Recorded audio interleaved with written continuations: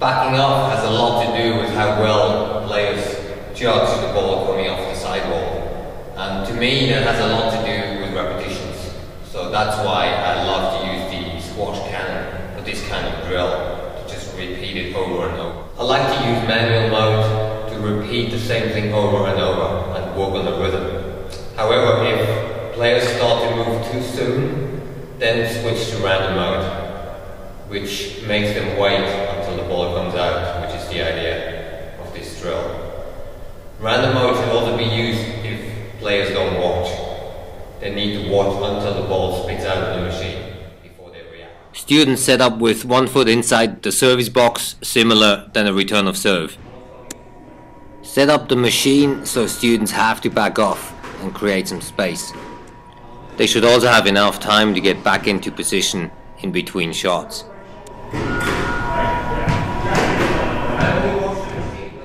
Make sure students watch the balls coming out of the machine to make it a real situation.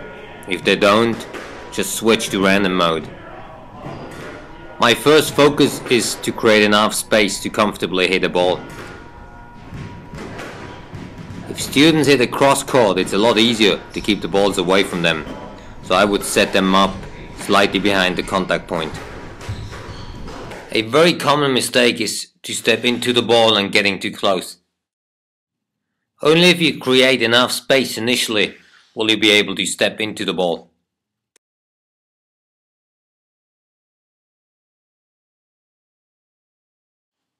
Next, students will have to hit alternating between a cross court and a rail down the wall.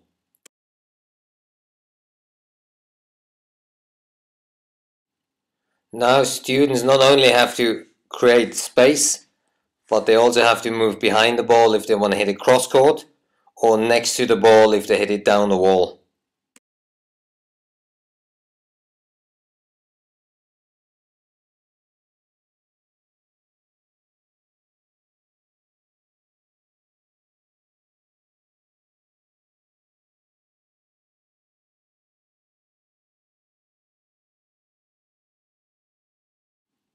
Here you can see the movement behind the ball to hit a cross court.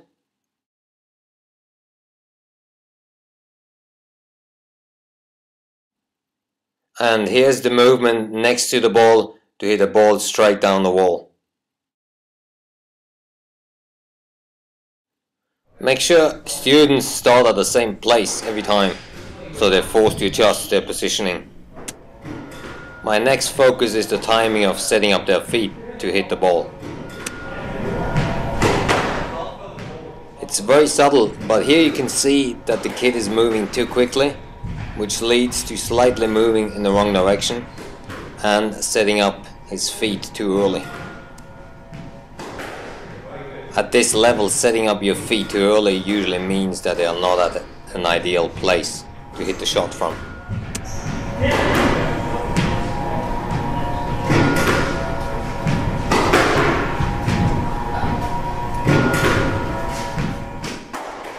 Pay attention to the kid's right foot, which is set too early, leading to an unfavorable positioning to hit the shot. You won't know until the very last moment where the best position is.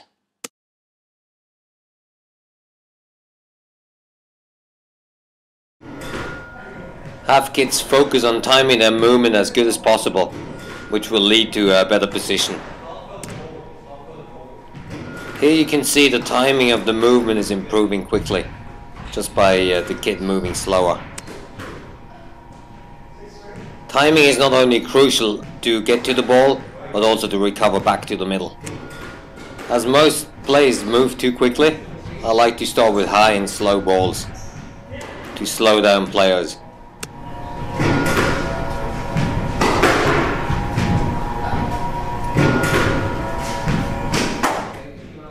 Another crucial part of the rhythm is to move the feet and the arm as one unit.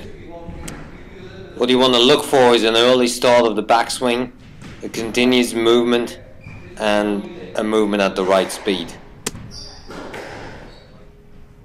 Here the student starts the backswing too late, which breaks the rhythm and makes it more difficult to hit the shot. Here you can see a continuous backswing, which leads to more of a rhythm. The early racket preparation here of the kid tremendously improves his rhythm already. It's a huge help to create more space, and it also naturally slows players down. The improved timing will make it much more likely that they end up at the right place to hit the shot.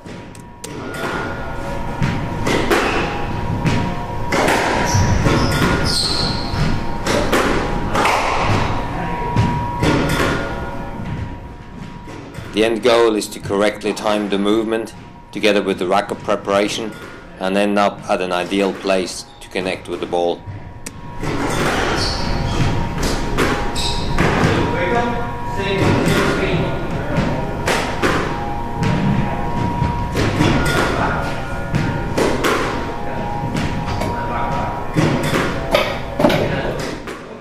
Watch out for kids who are moving prior the ball is fed by the machine.